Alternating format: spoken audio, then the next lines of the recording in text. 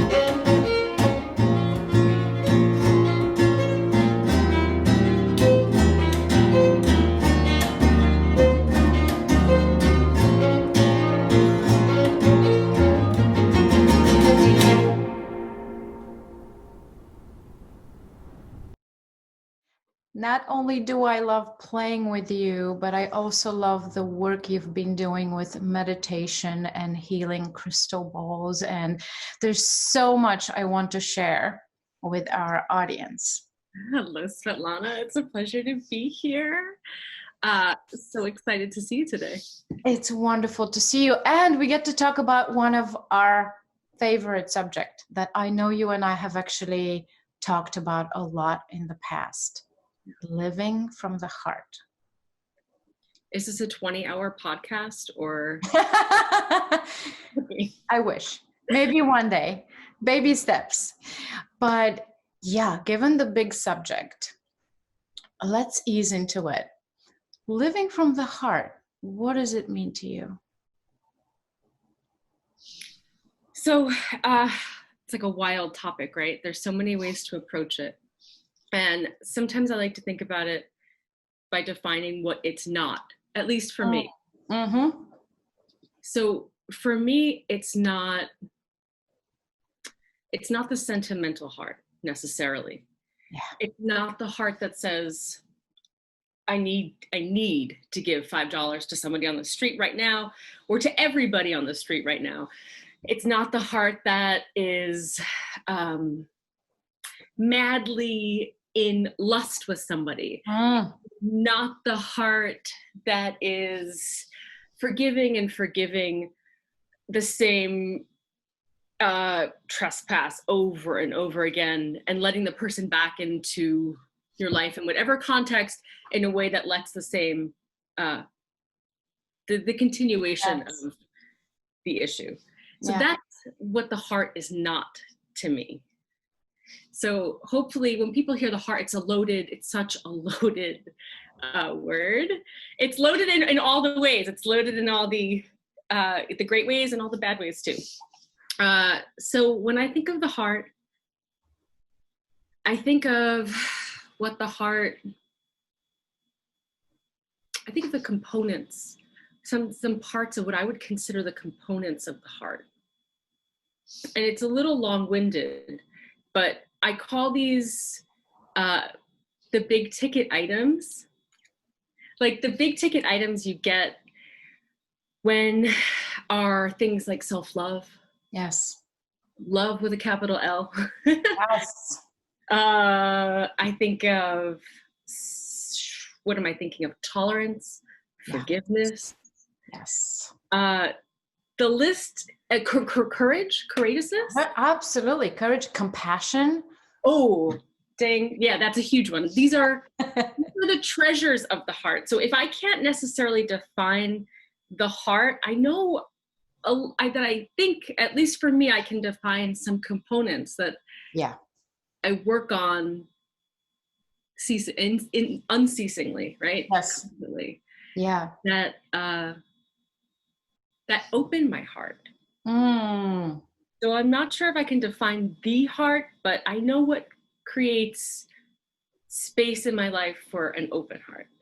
That's right. An open heart, if I'm hearing you correctly, and I'm agreeing with everything you're saying, but if I'm hearing you correctly, we're also talking about being honest and getting to the very bottom of it, being in touch with the heart's message. Living from the heart, to me, also means being honest with oneself. Honesty is a big bit, because honesty is about allowing yourself to feel how you do, especially when somebody in your past or a situation, an environment in your past wouldn't let you feel that way. So honesty is not only,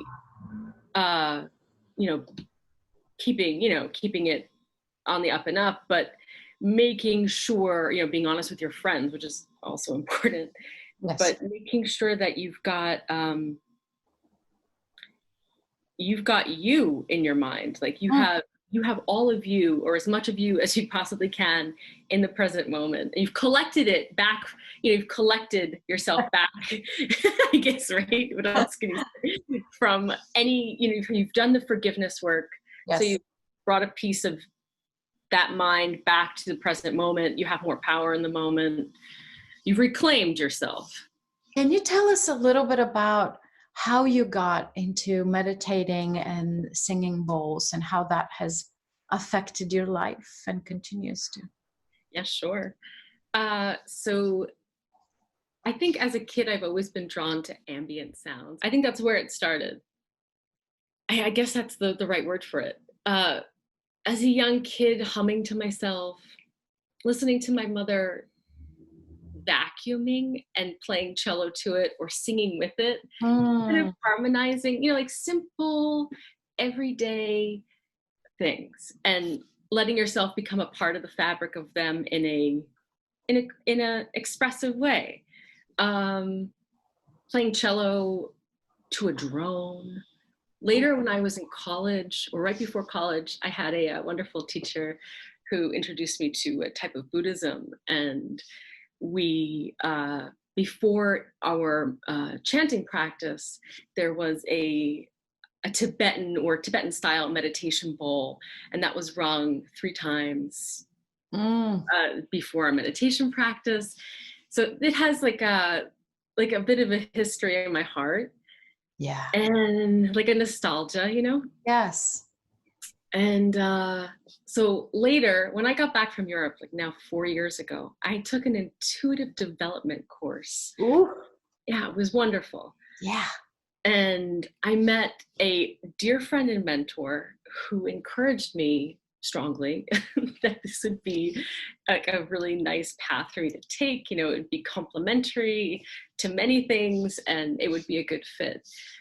At first, I was excited because I was like, okay, that's great. And then I realized what it was, and I said, oh, it's singing bowls. I'm going to be ringing some bowls. So I really was not impressed. I mean, I'm my own worst enemy sometimes, and I judge so harshly. We all are. We all are, especially artists, I feel, but onward. Yeah, I mean, mainly because I didn't think it would be relevant in the artistic sphere. That was honestly my main issue. It was like, oh, it's too spiritual or too woo-woo, and who's going to connect to this? Like, connection is, first of all, it all stems from connection, right? Everybody's wanting this connection. And, if you have a fear that you might not receive it for whatever reason, which has been completely unfounded, FYI. So after I started playing the singing bowls more often, I started with Tibetan bowls and then went to crystal. I did a certification program at a place in San Francisco called Globe Institute. Oh. And, the more information you get about something, the more comfort you get from it sometimes. I mean, not all the time, but, at this point, I needed information to get comfort because I was confused and not exactly sure that I was what I was going to wind up doing with it, and who, more to the point, who I would be able to touch with it. Mm-hmm. And when I came back to New York, I started working with Helping Parents Heal, which is a wonderful organization that supports parents who have lost children. Right, that's yeah. And that's, that was a really impactful experience. It's hopefully will be an experience that I have ongoing for the rest of my life because the community is really beautiful and very strong. What a beautiful thing to do. Yeah. And more recently, I got to volunteer in the summer with the New York Foundling, which is New York's oldest non-for-profit. And they work with kids in the foster care system. Yeah. So introduce them to meditation, intention setting, the singing bowls, and, the bottom line is giving back is what's giving me comfort. Yeah. So I'm looking for ways to share the simplicity of what the meditation gives, and also for ways to encourage others to start to find their own practice, because the singing bowls are not the only game in town. Yes.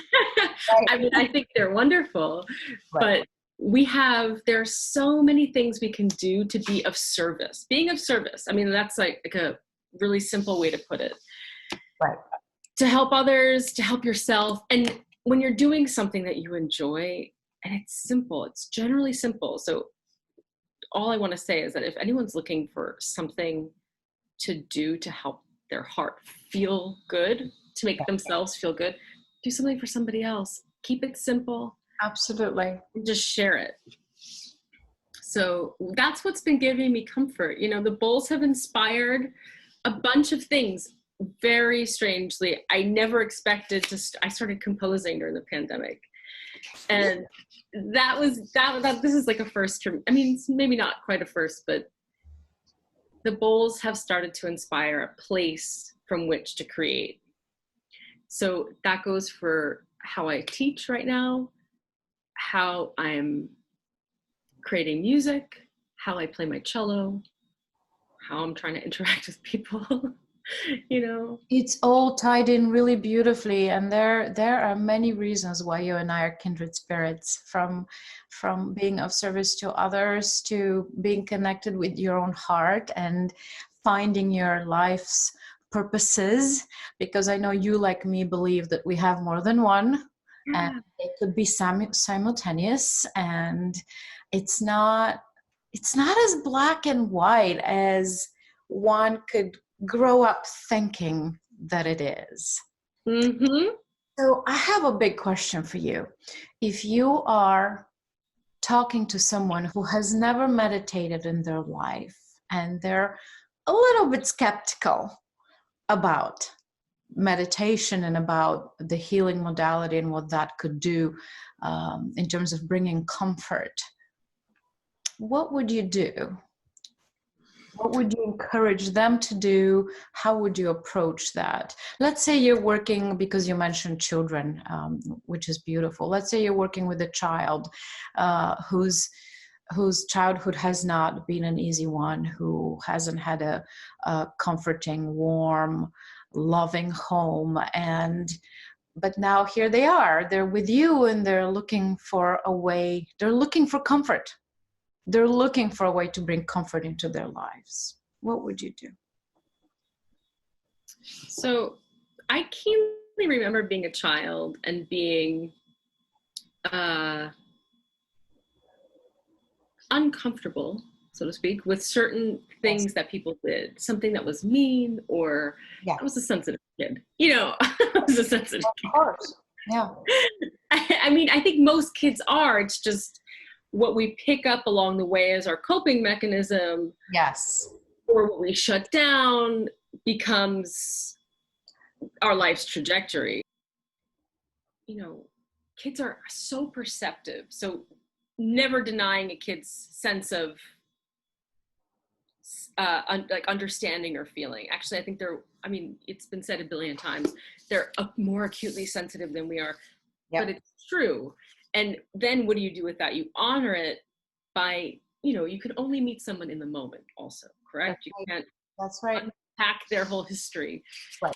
So you meet them where they are, and then you introduce tools. And when you introduce tools, I think it's, like I said before, it's not the only game in town. Like, you introduce tools and you give them a toolbox, things that will work, meditation, a guided meditation, just sound healing. I think later today you'll hear probably something with just sound. There won't be necessarily something guided. You could give an introduction, you can set an intention, you learn affirmations. Those are very simple, powerful, impactful. You give to kids, teaching them how to journal if they're inclined. If not, then it's barking up the wrong tree, and then they'll feel, just like us, you'll feel out of place. Yeah. So you give them a toolbox of things that, essentially what we're doing is inviting them inside. I think about it like a deep dive. It's like, there's this vast, deep pool of water, and you're swimming on top. And this is like the mind. And you learn to hold your breath a little. You go under, and you can't imagine that, like, actually you have gills. special magical gills. I mean, this is what I tell some of the kids, you know. Yeah. And when you go, you can actually breathe under this water. And this is like the cave of the heart, so to speak. Would you say that's exactly the way we all should approach it? Sort of get in touch with our inner child when it's not being comfortable, when it's upset, when it's not happy with what's going on in the moment, in the world. Would that be a similar approach? That's very beautiful. I love it. Yeah, you know, actually, I don't take that approach as much as I should. And I'm going to take your advice and do it. Yeah, I think that feels, I mean, if here's the best advice I could ever share is go by your feeling, right? Does that feel good? Certainly does. Capital G good, not donut delicious good. Like capital G, like capital L love, you know, is it good? You know, like I think it was Platonic. I mean, yes, this is going on the air, so I hope it's not incorrect.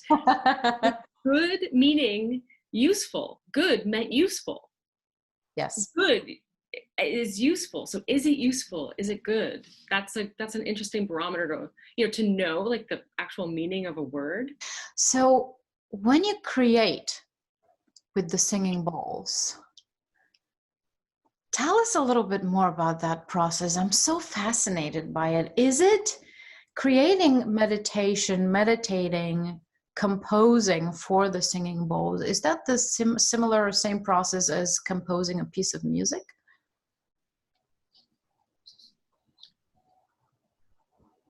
No. Short answer. Yeah. I mean, it's tricky, you know, because I'm such a newbie with composition too. It's really an exciting place to come from. Often I'll play my bowls before I start to write, so I'll get myself into a state. That's part of how I like to, you know, I'll go for a walk and then I'll play my bowls and then I'll sit down on my cello and start to let the music come out and then work, you know, then process it from there, so to speak. Okay. With the bowls, because they're so simple, it's a matter of feeling and connecting one, like as you ring a bowl and you start to connect with the vibrations, you have a mallet, you're ringing this bowl, you're not hitting the bowl all the time, but you're ringing it around the outer edge, and you'll start to feel the vibrations as well as hear them. And the joy of doing the meditation is not only using the simple harmony structure you've built. I have 4 bowls, right? They build a simple harmonic structure. And always cadencing in a way that's something that the body would like to hear. Right? So that's, in that sense, I don't really think it's not so different from composition because it's based on feeling. It's not based on thought. If I'm composing, I'm not thinking, oh, you know, like this note would sound exciting here or serves this or that purpose. I would ultimately like any composition to be informed by a place of like harmony, for lack of a better word. Yes. You know? So it flow, and it literally, quite literally in the case of singing bowls, it resonates with our bodies, right? The frequency. I'm a cellist, right? So cello and singing bowl, I feel like I have an embarrassment of vibrational riches.